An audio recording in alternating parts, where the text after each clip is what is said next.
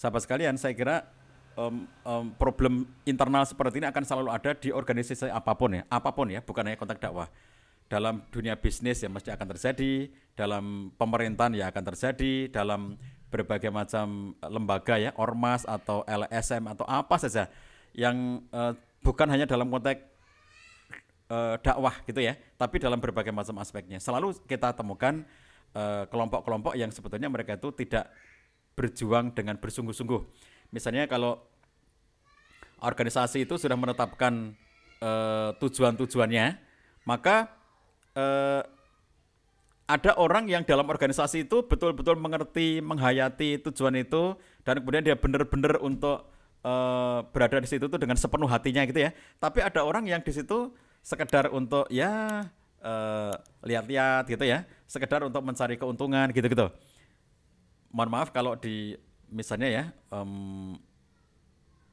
lembaga-lembaga pendidikan bahkan gitu misalnya ya, ada satu lembaga pendidikan yang punya visi yang sangat ideal gitu.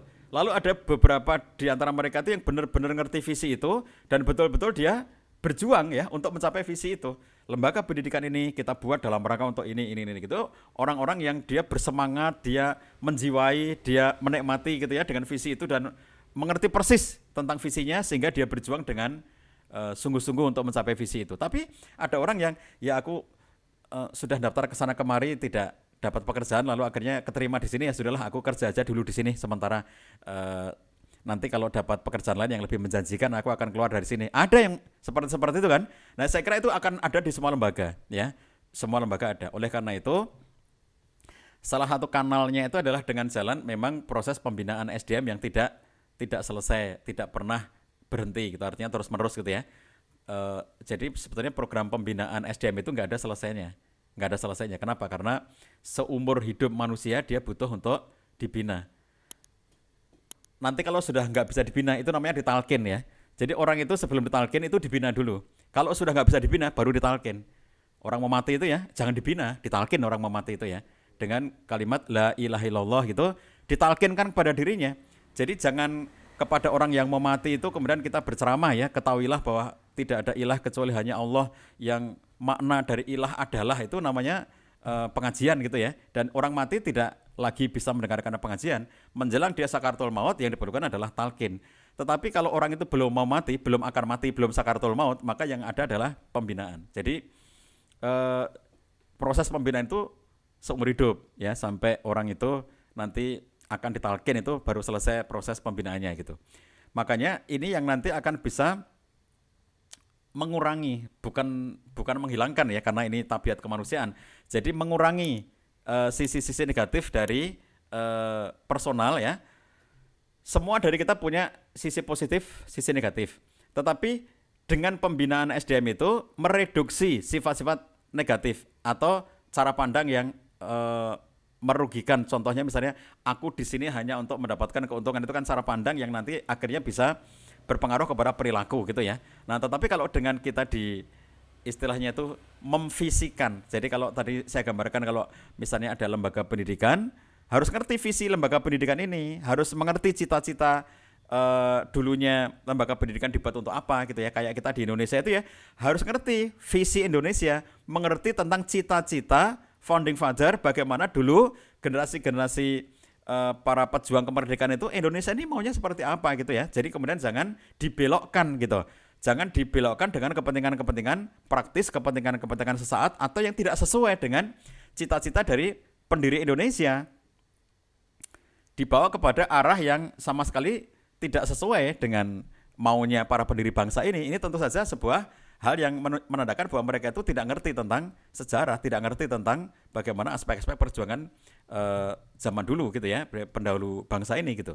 Nah, jadi sahabat sekalian, ini kaum oportunis itu saya kira ada di mana-mana ya. Itu yang kalau di zaman Nabi Sallallahu Alaihi Wasallam mereka disebut sebagai kelompok orang munafik, dan tentu saja kelompok orang munafik itu bukan bagian dari orang-orang yang beriman, tapi ada di barisannya orang-orang beriman. Suatu ketika mereka bahkan ikut perang ya.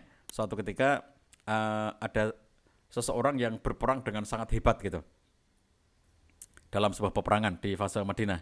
Lalu kemudian seorang sahabat menyaksikan itu dan memuji-muji di depan Nabi sallallahu alaihi wasallam. Ya Rasulullah, wow, dia luar biasa. Orang yang sangat hebat peperangannya gitu. Dan Nabi mengatakan, "La, tidak. Bahkan dia adalah min ahlin nar." Dia itu termasuk dari calon penghuni neraka. Kaget sahabat ini. Dia luar biasa loh. Perjuangannya gitu ya. Perangnya gagah berani di bagian depan gitu. Luar biasa gitu. Lah, tidak.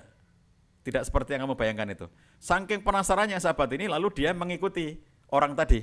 Orang tadi diikuti dalam peperangannya, ternyata dia dalam peperangan itu ya mendapatkan luka dan sangat parah lukanya. Lalu kemudian dia itu mengakhiri hidupnya dengan jalan menusukkan tubuhnya, pedangnya pedang ditaruh di bawah gini, lalu dia ambruk ke pedang itu sehingga pedangnya menusuk jantungnya, menusuk tubuhnya gitu ya, dan dia mati bunuh diri. Jadi setelah dia menyaksikan peristiwa itu, sahabat ini datang lagi kepada Nabi sallallahu alaihi wasallam dan mengatakan apa yang dilihatnya itu. Jadi bahwa Nabi tadi mengatakan tidak, dia itu calon pengguna neraka. Nabi sallallahu alaihi wasallam yang ngerti mana orang yang tulus, mana orang yang oportunis. Nah, kita tidak tahu ya, makanya kita tidak boleh menuduh orang lain, kita tidak boleh menuduh siapapun yang terlibat ini, wah dia oportunis, kita nggak boleh seperti itu, karena kita tidak tahu. Yang bisa kita lakukan adalah berusaha untuk terus-menerus melakukan proses pembinaan, agar siapapun orang yang ada di dalam dakwah itu semuanya tulus, semuanya lurus orientasinya, bukan oportunis gitu ya. Jadi dengan proses pembinaan, meskipun peluang-peluang terjadinya itu bisa ada di mana-mana, seperti yang tadi saya ceritakan ya, itu bisa terjadi dimanapun gitu ya. Bahkan di kalangan para pengkhianat ya, misalnya gini, kalau teman-teman sekalian, mohon maaf kalau saya menggambarkan dengan film ya, ini sesuatu yang sangat berbeda dengan Ustadz Hilmi, tapi izinkan saya sedikit berbelok. Di film Hollywood ya, judulnya The Rock gitu, itu ada sekelompok pemberontak yang dia itu melakukan pemberontakan terhadap negara, terhadap pemerintah gitu. Nah, pemberontak ini kemudian dia menyandera ya, dalam kisahnya itu ada orang-orang yang disandera di penjara bekas penjara Alcatraz itu. Dari sanalah markasnya, dan dia menyandera banyak orang untuk mendapatkan tuntutannya. Nah, kelompok pemberontak ini, kelompok pengkhianat ini ya, itu akhirnya rusak sendiri oleh pengkhianatan di antara mereka. Jadi, pada kelompok pengkhianat saja itu juga muncul pengkhianatan lagi, gitu. Jadi di mana-mana itu ada ya, peluang-peluang terjadinya kayak begitu tuh ada gitu.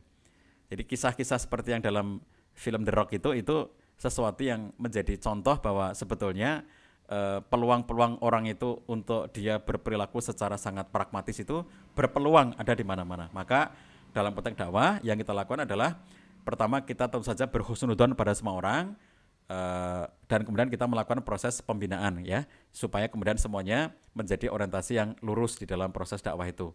Tidak mencurigai, tidak menuduh, tetapi kemudian kita mengajak semuanya untuk terlibat dalam kebaikan gitu ya, supaya kemudian kalaupun di awalnya niatannya pragmatis, tetapi setelah berada dalam organisasi dakwah itu menjadi memiliki orientasi-orientasi yang lebih sesuai dengan visi dari dakwah itu sendiri.